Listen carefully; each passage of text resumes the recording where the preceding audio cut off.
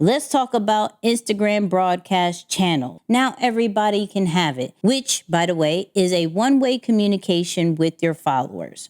Okay, so they can't talk to you, but you can send updates, pictures, audio notes, that whole nine to them. And it's great to build a community inside of Instagram.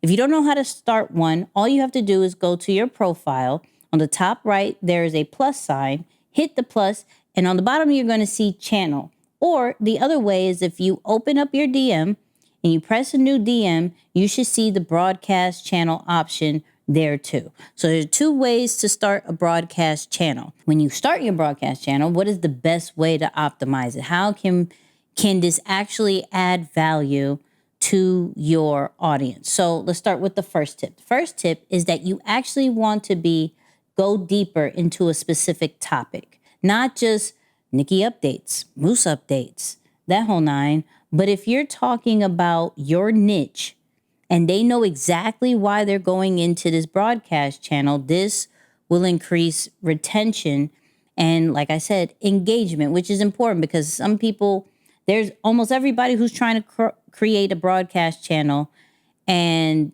giving out just blah stuff. They're not really paying attention.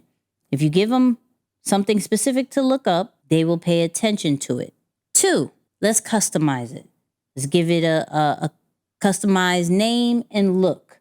Have it maybe like a community name. Content Corner. Slight plug. Creator Av. Another slight plug for Nicky and Moose broadcast channel. So give it your own swag. 3, make your first message count. Okay?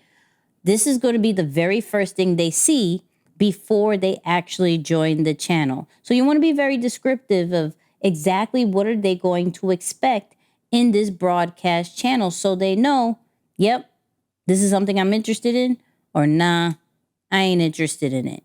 And then 4, let's promote the channel. When you first create it, it's going to do a full blast, and then you're going to get a bunch of people to come in. But after that, it's actually up to you. So put it in your stories, tell the people on your post to join it, go live and tell people to join your broadcast channel. And then, of course, it's going to be on your profile, right? Pretty much, I believe, right next to your link in bio, it's going to show your broadcast channel. So just direct people over there.